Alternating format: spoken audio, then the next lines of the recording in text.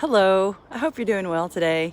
You may be able to see the breath coming out of my mouth. It's probably 32, maybe 33 or 34.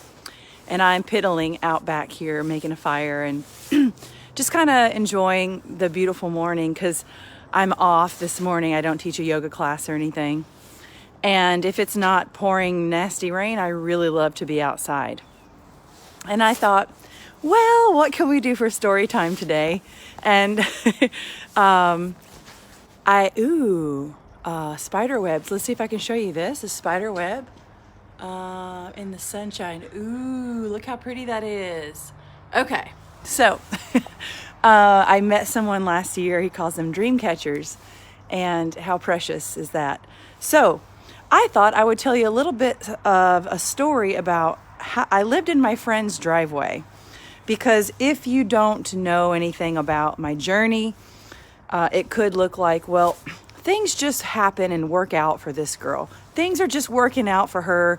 She's so lucky, blah, blah, blah, blah, blah. Like, if we don't know someone, if we don't know what's really going on behind the scenes in their lives, we can really be misconstrued to think that they just have it lucky. And I tell you what, opportunity, when it presents itself, we have to say yes, even if it doesn't make sense. And we have to work hard in life. So sometimes opportunity meets hard work. And that's luck. So hard work and taking chances, okay? But I got out of the Navy in 2018 and I let go of everything. I let it all go. You want to know why? Because I have always understood, let me get some more firewood here. I have always understood that we are in a programmed society.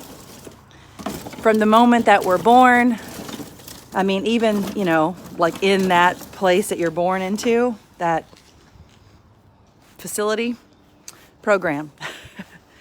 And luckily, I grew up with a grandmother and a mother that were backwoods, homegrown.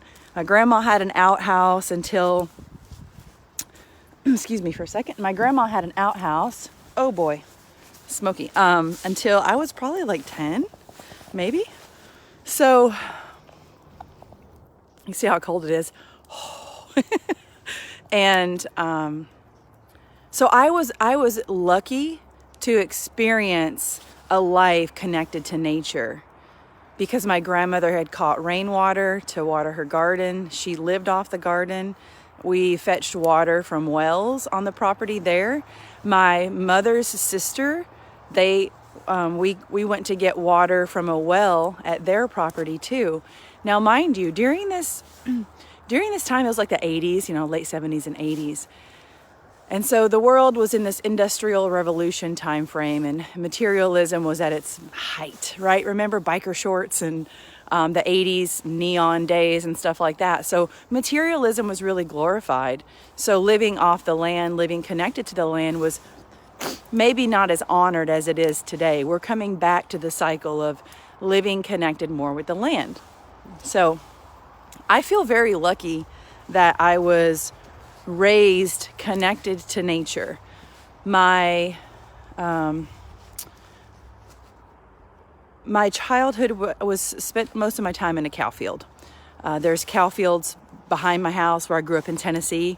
If you think I grew up in California because I surf, I didn't. I grew up in the middle of nowhere in Tennessee, and it's lovely because there was cow fields in front of our house, cow fields behind, and the roads that I spent most of my youth on were dirt roads. So I'm very connected to nature, and I spent most of my time outside, and that's still to this day, that's what I enjoy doing.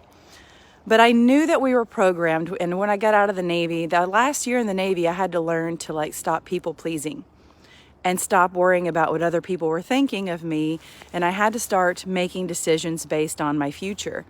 And I wanted a future where I didn't need to use my Navy accolades and title, and I needed to get over my ego of all of that career stuff. Because at the end of the day, we are not our job. We are not our title. We are not just, if you're a mother, you're not just a mother. You're not just a wife. You're not just a husband. You're not just a father. You're a divine, special human being. And so I went on this journey of letting it all go. I quit teaching yoga that year as well, because that was an identity that I had. And let me tell you, when I started to live in my camper that first year, it was very humbling, because I felt really ashamed. I felt really embarrassed because let me get some more firewood here. I felt really embarrassed because I was thinking to myself, you know what? I just had a full career, and here I am living in someone's driveway or living in a campground. And, the hardest part in the beginning when I started living that way was that I had to learn to be without a hot shower. Like, you know how you get up in the morning and maybe you like to go take a hot shower and you just feel all cozy and stuff in your home? Well, that was not the case. It was, my house sold in September of 2018. And so fall was here. It was the fall and winter. And I had to learn to change my ways. So it just wasn't so comfortable. And it just made it work. And then I was living in my friend's driveway for a little bit of time because I was trying to not bounce back and forth from campgrounds and stuff. And my friends, I've known them since the 90s, and they have 4 boys, and it was a lovely time for me to get to connect with them. So as a single person, and if you're watching this and you're single, maybe you can relate to this, but sometimes we can really, we have our cozy lifestyle. For me, I had a cozy home back in the day, and I spent all of my time just hermited up in my home. I was exhausted from my job, and then when I would come home, I didn't have any connection to other people because I was so exhausted. And then I would spend all of my time alone in my house, and I lost connection with friends and community and things like that. So the cool thing about living in my friend's driveway and then also traveling around and visiting my friends was that I got to actually reconnect with people. I got to actually sit in their living room or sit in their kitchen and reconnect with them and start to have a relationship with people. Because I understand that in our society, we are so overworked to a certain extent. And maybe this is not your chapter of life right now, but if you have kids and they're going to school and you're doing all the activities, you're running around like a chicken with your head cut off, and then we get disconnected from ourselves and our neighbors and our community. And at the end of the day, all we have is, our sovereignty in each other. So I started to learn how to ask for help. And this is something that, for some reason, I don't know why, maybe you can relate, I felt ashamed to ask for help. I don't understand why I felt that way. I think it's part of the programming. I mean, correct me if I'm wrong. But I had to learn to ask for assistance in a transitional phase of letting go of the old identity and then stepping into a new way of living. My way of living is very different from the average person's desires. I'm making a fire right now and I'm just happy. It's cold outside, the sun is shining, and this is pretty much the highlight of my morning, is getting to build a fire and just piddle in nature. Now, this may sound very miserable in your world, and that's okay, because only you will know what makes you happy. But I love being out in nature and hearing the birds chirp. And for 20 years, I spent most of my time on a steel ship inside with no windows, not connected to nature. And at the core, it was kind of killing me. My health was not good. And I'll tell you another thing right before my transition. I apologize if I have coming out of my nose. But before my transition, this may speak to some of you, I don't know, but it hurt. It hurt to get up in the morning. My body ached.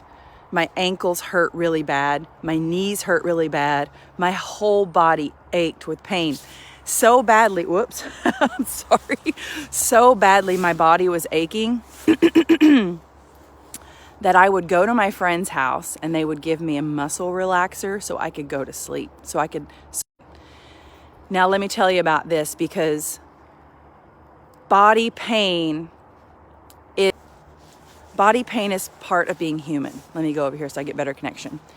And when we are going through a big transition, when your energy is changing, for me, I was changing from one life to another. Like this life had to die, and then I was going to go into another life, and I was still the same person I am, but my body ached so bad. It hurt to get up in the morning, and I had to have assistance to lay down and get a good night's sleep. And I don't know if I've made videos about that before, but I think it's really important to share again. When you are going to go through a massive transition, you are going to ache, not only in your mind and in your heart, but you're going to ache in your body. That does not mean you're old and broken. You are not old and broken. When we go through transitions, the body has to shift. Our energy is shifting. Your body is going to make different feelings and different adjustments. I am letting my fire kind of burn out, so shame on me. Okay, let me wrap this up. But so I was humiliated. I lived in my friend's driveway for a really long period of time while I was surrendering to the unknown. So if you see me now and you see what I'm doing, I'm living my dreams. Yes, my dreams are making a fire and standing outside in 30-degree weather in the sunshine and being by the beach. Like, this is literally a dream, to be able to have some freedom of my time to create what I want to create. But if you don't understand that I had to let the programmed part of me die before I could create the life of my dreams, then you think that I'm just lucky and things are just rolled out and shit just happens easy. Things don't just happen necessarily easy in life if we're clinging on to the old. That's what I had to do. It's not about you're supposed to go out here and kill yourself and work yourself to the bone. Yes, I believe in hard work. Believe me, if you've ever been around me, you understand the value of hard work. However, we cannot create the life that we're meant to live while we're clinging on to the old life, while we're clinging on to old relationships that we need to let go of, while we're clinging on to identities and egotistical parts of ourselves. That was the hardest thing for me to realize, that yes, I had to allow so much. For me, it was allowing the part of me that never wanted to ask for help. I actually had to learn to ask for help. I had to learn to trust and rely on other people. And that was a program for me for survival. Since I was little, I was like, well, let me just go take care of myself. Then I can't be hurt. I'll go and take care of myself so no one can hurt me. And that cost me a lot of discomfort. So I had to learn to ask for help. So thank you. If you're watching this video and you're a friend of mine and you've helped me, I want to say thank you from the bottom of my heart for letting me grow in the asking of your assistance. And thank you for being patient with me as I am learning to surrender to this journey of following my heart. It's not an easy journey. So thank you for helping me. And yeah, being grateful for the simple things in life, letting things go, and realizing that we don't really need a lot to be happy, but letting go of things is really, for me, the most challenging part. Well, thanks for watching if you've watched this far, and I need to go tend to the fire because it's kind of smoking and burning out, and I hope you have a wonderful day. I'll see you in the next video.